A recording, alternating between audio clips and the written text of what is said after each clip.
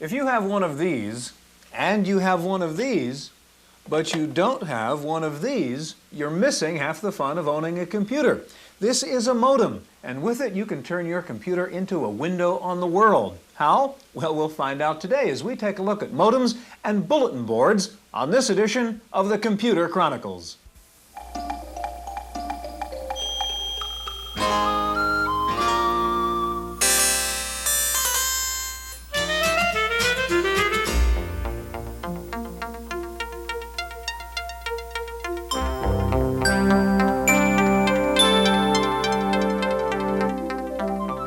The Computer Chronicles is made possible in part by grants from AFIPS, the American Federation of Information Processing Societies, a nonprofit federation of 11 national societies for computer professionals. AFIPS, Leadership and Service in Computer and Information Technology. Additional funding is provided by McGraw-Hill, publishers of Byte. Byte's detailed technical articles on new hardware, software, and languages cover the latest in microcomputer technology worldwide. Byte, the international standard.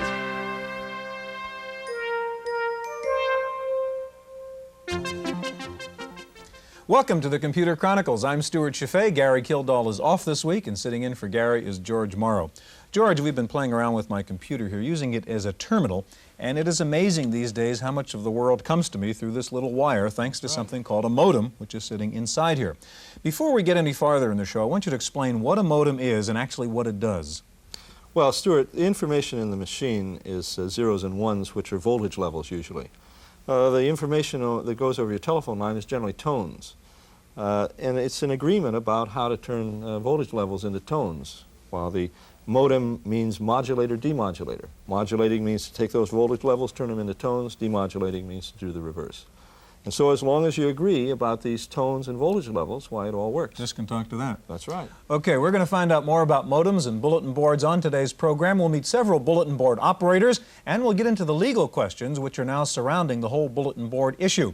First of all, we'll take a general look at modems and computer communications and see how they are changing the way people do things now. With little fanfare but a lot of ingenuity, a parent support group in San Francisco has found a way to enhance its operation with a computer.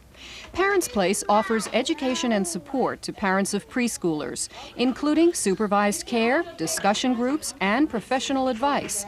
And now, for fathers and mothers too busy to drop in, they've added a computer bulletin board. Available to anyone with a personal computer, the Parents Place Bulletin Board is online every evening from 5 p.m. to 9 a.m. It offers up-to-date articles on child rearing and answers questions about typical childhood events, from temper tantrums to toilet training. One of the most popular aspects of the service is its interactive sharing of experience between new and often unsure parents. While the center keeps a telephone helpline open for voice communication, the popularity of the electronic message board is growing steadily. First-time fathers and new mothers can get answers to questions which might be difficult to ask face-to-face, or simply seek reassurance. Most importantly, they can do it from home or work without having to move the family. The Parents Place Bulletin Board was started with a grant from Apple Computer as a convenience to the center's members. But it's proving to be more than an electronic messenger. It can be a survey taker and a trading post, a teacher, and a referral guide. But most of all, it's a quiet place in which to share the common feelings and fears of parenthood.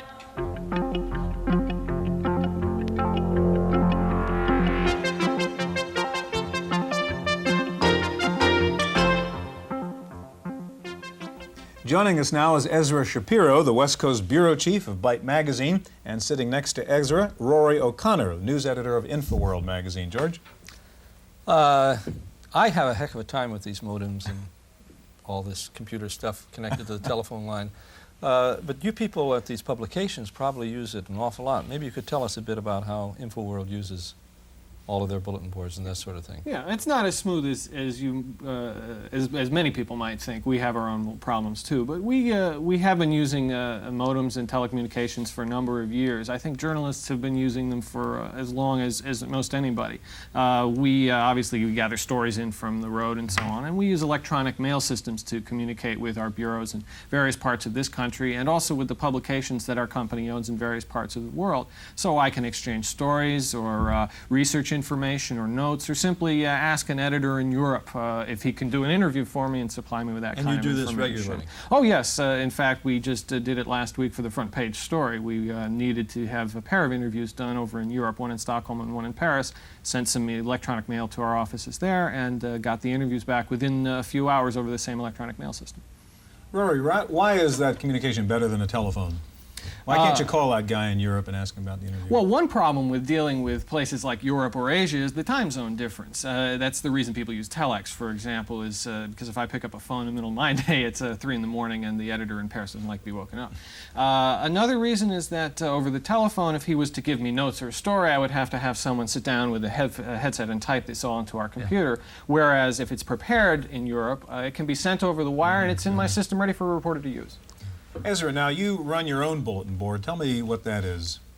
I've been sort of a nut about these things for about 3 years, and I have finally set up a bulletin board system in my basement that runs on my computer when I'm not using the machine.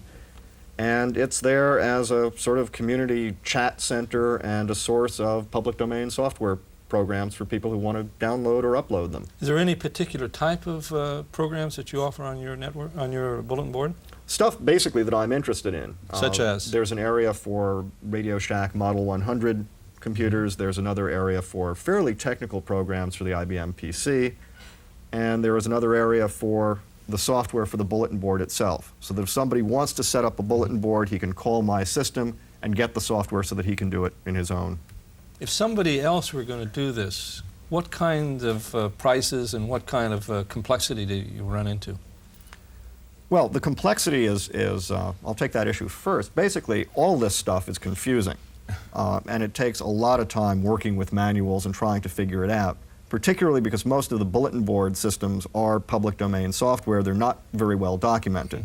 So plan to spend a good deal of time. But for a modem and a computer and a second phone line coming into your house, the software is free. You can spend anywhere from $600–700 on up into enormous sums. Ezra, now you mentioned it is complicated, and George, you mentioned this is even too confusing for you, a lot of this stuff. Why does this have to be so confusing? Why are there so many different standards, and I've got to answer all these questions about parity and protocol and baud rate and so on to do this? Well, look at the number of things you're trying to link together. You've got the software, the computer, the cable to the modem, the phone system, the cabling that goes from one, or satellite stuff that goes from one phone location to another phone location, then possibly a very different combination of modem and computer at the other end. So you're dealing with lots of elements here. Each one, I guess, have their own standard, you see. Yeah. Now, when it comes to, there are people watching this program who are not into modems, bulletin boards, or CompuServe yet, and they're thinking about buying them, and you see this tremendous variety of modems out there, low-priced, high-priced, all kinds of different factors and standards they can get to. How do you tell somebody what's the right modem for them? It depends on what they want to do and what kind of information they want to get on the other end of this phone line. Where do they go for this? Ezra? Well, my recommendation for almost any kind of technical information is join a local computer club or users group. There is always somebody there who has paved the way a few months earlier or a few years earlier. My feeling is one of the best resources in computers is the Users groups, yeah, we get whatever the problem is, that's often the answer. What about there's a lot of talk about the peculiar or particular way that people behave on a bulletin board when they talk to each other in this sort of blindfolded fashion. Yeah. What have been your observations, both of you, about the social, psychological aspects of communicating via modem? It is different, certainly, than communicating via telephone, because to a certain degree you're insulated. You can choose, for example, to back out of a conversation and listen for a while. It's sort of like a party line, if you like, at telephone terminology. Would you say that people are more adventuresome in this environment, or less, or is there any feeling? There are the equivalent of personals advertising and bulletin boards and you know, computer dating among people. And then there are bulletin boards with their specific specialties that range from the unusual, like survivalist bulletin boards, to what some people might consider to be outrageous, right through pornography and so on. Ezra, when you talk on your bulletin board, what do you call it, by the way? What's your, you have a name? The software is called Fido Bulletin Board software, and since I was thinking about rewriting it at one point, my board is called Modifido. Modifido. So just get a bad pun. When you're on Modifido, do you behave differently? I mean, do you think you communicate differently with the people you're on because you're at a keyboard instead of in person? Well, there I'm controlling the thing and I'm much more puppet master behind the scenes. But when I log on to another bulletin board or a big service like CompuServe or The Source, I have seen quite a few things that indicate that people are dealing with this stuff differently. You're typing little letters and they disappear very quickly. And you can be anything you want to be behind those letters. There have been any number of romances that have led to marriage. Really? And there was one, and you know, it goes to the other side too. There was one woman who attempted to commit suicide while online on one of these major services, typing in, "I am now killing myself." And fortunately, somebody listening to this stuff, reading this stuff, actually said, "Wait a minute, this is serious." This was not a hoax. This was not a hoax, no. So you're getting all sorts of different types of social behavior now that range through all the psychoses and neuroses of the general populace. Is this a fad, you think, the bulletin board? Is this CB radio and then it'll die out? Or is this a kind of new permanent way for people to communicate with each other? We reported in a recent issue of a study that was done by a market research firm that said by the end of this decade, a majority of the population, or majority of the American workforce anyway, will have the opportunity to, at least some of the time, use modems and computers to do their work, white-collar work, and work at home, what they call telecommuting. And this does not seem that it's going to die out, but it's going to gradually increase in popularity. The complexities have to be addressed first. How could we possibly expect more computers in homes than typewriters? And I don't think there are probably 60% of the homes on a high-end guess that have typewriters. Why would there be more computers in homes than typewriters? Well, your corporation at some point might very well provide a low-cost communications terminal for a few $100s. You can put together a keyboard, a screen, and so on. But I'm sure the IRS will find a way to tax that. Well, George, to help answer your question, actually, we sent out our reporter, Wendy Woods, to take a look at how people are using computers now and modems to telecommute. Steve Renton goes to work every day like thousands of other San Franciscans, but unlike thousands of others, Steve doesn't have to fight the traffic to get there. Steve is among 75 Pacific Bell employees who telecommute. Using his home computer, Steve spends 20 hours a week compiling data for Pacific Bell's marketing department and sends it via modem to the company's time-sharing network. For me, it's wonderful. It improves my productivity. It makes for greater clarity of thought, consistency of work, and it saves me the cost and hassle of commuting, and I have all the amenities of home at the office. Those involved in the test do spend some time at the office. Human interaction is still a vital part of doing business, but their ability to be at home has big advantages for both employee and employer. Some of the ones that we've identified already include cost savings, reduced overhead from the office space savings, also improved recruiting of new employees by being able to offer them flexible scheduling. So those are some of the types of savings, as well as timeshare savings from the flexible schedules that telecommuting offers, enabling companies to access their mainframe computers at odd times, cut down on their timeshare costs. Pacific Bell estimates there are 7.2 million Americans who could be working at home. Over the next few months, the number of people working for Pacific Bell at home is expected to increase to about 100. And what better place for a test like this than at a company whose business is the telephone? For the Computer Chronicles, I'm Wendy Woods.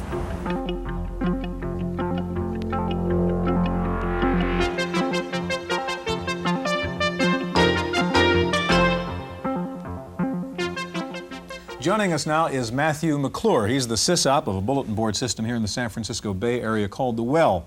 And sitting next to Matthew, Don Ingram, who is Assistant District Attorney for Alameda County across the Bay. And George Don has been involved in the prosecution of cases dealing with computer crime. You know, these modems are awfully hard to use. Maybe one of the advantages that I get out of it is perhaps access to a new kind of communicating tool. Is that something that the well offers? Yeah, it does. The idea is that anyone with a personal computer and a modem can dial into the well and have access to hundreds of other people with their knowledge and their information who are also talking to the well with their computer. But why would I use something like that rather than a telephone? What is the advantages that I have not? Well, one of the things that teleconferencing does is when you post a notice on a bulletin board or in a teleconference, you are reaching 100 or 200 people within the space of, say, 24 hours. I see. And if you were to try to find someone who knew the answer to your question, it might take you 10 or 20 phone calls. If you put a question up onto a network, you'll get an answer back within 24 hours most of the time. Obviously more efficient. Yeah. What kind of things do you have here on the well? I mean, I see Well, things in the real world and things in computers. Right. We've got most of the user groups are represented on the well, so that if you have a technical question about a computer, you can put your question up and someone will answer it. We have public domain software for computers. But the more interesting stuff in teleconferencing, I think, is in the real world. We have a spirituality conference, a legal conference. I see something up here, the pub. Yeah, the corner pub. That's where I knew people, you'd find the pub eventually. Huh? people go here to relax. I see. Where's the lubrication? That's provided by the users. I see. It's in the disk drive, George. Right. When we leave the pub, we have a message that asks people to please drive carefully. Well, let's change that to please type carefully. Yeah, right. It's you more need suitable, to. wouldn't you? So what goes on in the pub? This is really like a computer pub. Yeah, here's meeting at the bar, where there have been 149 responses so far. And Does this mean 149 people, or perhaps somebody? No, in this case, there are several people who have. We get into some repartee in the pub, and people going back and forth. What is some of the repartee? I'm not sure you want to repeat it here. We got Don here, remember that? Oh, that's We have an right. assistant DA here. That's right. Well, let's skip that then. We have a telecommunications conference that's kind of interesting, since we're talking about modems and telecom. And one of the items in there is, when I was told I was going to be on this show, we said we were going to be talking about some of the legal issues, and one of the questions that I was interested in was, what was the text of the Computer Pornography and Child Exploitation Act of 1985. So I went to the well, where some users had downloaded it and typed it in, the full text of the... So one person does a little work here, and a lot of people have the potential benefit of it. That's the idea, yeah. Okay, Don, let's get you into this. Now that we're talking about this legal issue, which Matthew brought up, and he mentioned legislation pending in Washington right now. I know there's legislation also here in California. How does the law currently view a bulletin board? Is it like a newspaper with First Amendment rights, or is it like a utility subject to government regulation? That's an interesting question, because the legislatures, obviously here and nationally, are dealing bulletin boards, holding them to some sort of a standard of responsibility in what they carry on. Now, the problem in implementing those laws in a court is going to be what is the extent to which the First Amendment protections are going to apply to this kind of immediate online electronic communication. So there's a real problem here. This is an ongoing conversation. It can be taking place over a long period of time. Who is responsible for what any particular person says? If they run your credit card number, yours personally, that's not the kind of thing any newspaper would run. They wouldn't stay in business. You could sue them. But you can run it here. It's been done. It causes harm. But we're talking now, criminal liability, right? I mean, suppose I published a newsletter with people's credit card numbers. I mean, I have the right to publish the newspaper, don't I, in terms of my criminal liability? I think you'd better be subject to a prior restraining order. You certainly could be sued later by the people who were the victims of it. This one, particularly, is in regard to child pornography and child abuse. We have boards here that are designed for people who are interested, if indeed obsessed with the idea of committing sexual attacks on children, and this is a way they communicate. All the benefits of anonymity, of being able to go online and the rest of it, which don't exist with paper, do exist on this board, and it creates some incredible legal There's situations. no way to tell. If a call comes in, Matthew, onto the well, is there any way to tell where that call has come from? Not really. I see. Anyone can sign up, and they can have any kind of predilection. This is the problem. Yeah. If you print somebody's credit card number, we can find you. But if that happens Well, on as the Don well, points out, it's certainly a harder problem here. Matthew, as a CISOP, you're a guy who might be on the line under some of this legislation. What kind of control do you have, and do you think you ought to have, over what people put on your bulletin board? Well, it's a two-edged sword. There's control on the one hand, and there's privacy on the other. And my stance, and that of most of the BBS operators that I know, is to err on the side of privacy.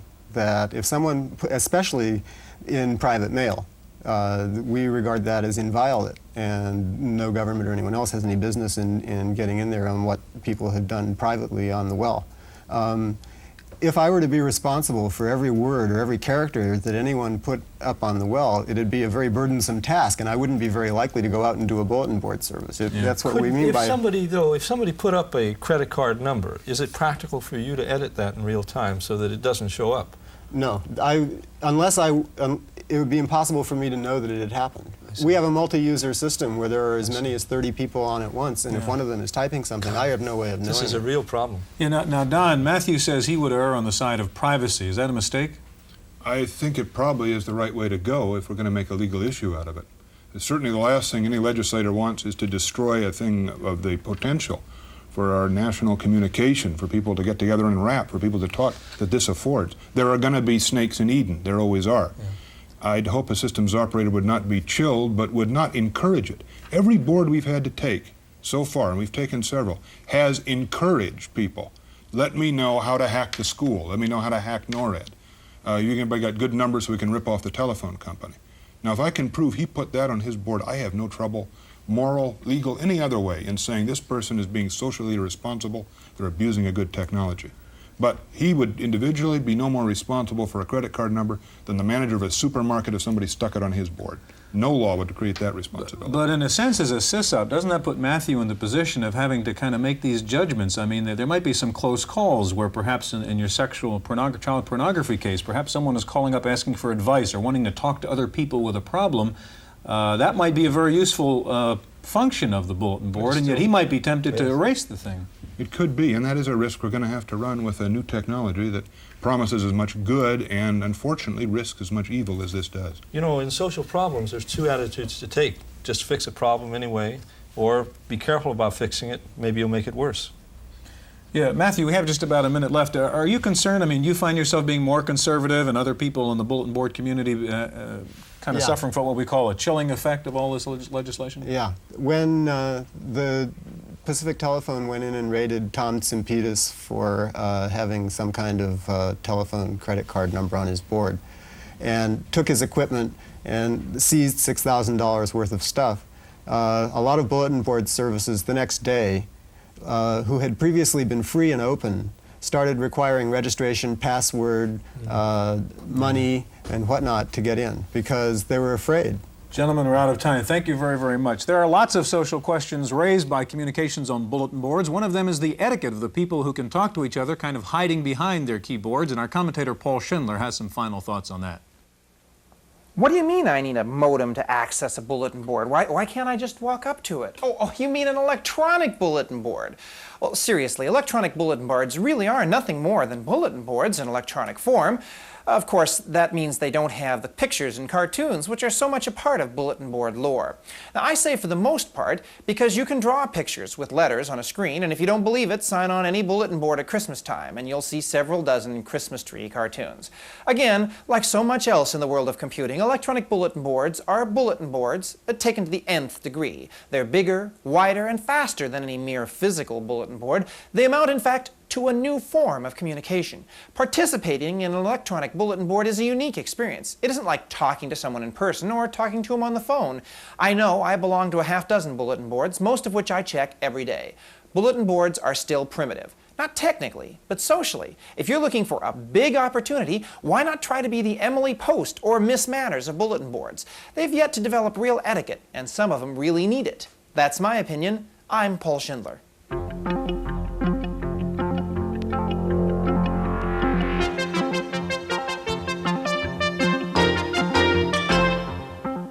In the Random Access file this week, IBM has introduced its local area network system. The IBM network will be a token ring system. It is not compatible with Ethernet and will not be able to network minis or mainframes. The software and circuit cards to make the system work will cost about $800 per workstation. IBM says its new network system can link up more than 200 PCs and peripherals. Other LAN vendors are expected to hop on board the IBM standard to develop compatible networking products. Another major development this week was the unveiling of Intel's new 32-bit chip, the 8386, essentially a mainframe on a chip. IBM is reported to be working on the successor to the AT, which will use the new 32-bit chip. That computer is expected to be out in 1987. The 8386 can access 250 times more data than a 16-bit chip. K-Pro has cut the price of two of its PC compatibles, the 16E and the 16-2E. Prices slashed about 20%. Ericsson is calling it quits in the U.S. desktop market. The Swedish company says it will focus on telecommunications and network products instead. Digital Equipment Corporation has announced a major move in CD-ROM technology. DEC will sell a CD-ROM drive for the Rainbow and the IBM PC. DEC will also be selling databases on Laserdiscs. It's software review time, and here's Paul Schindler.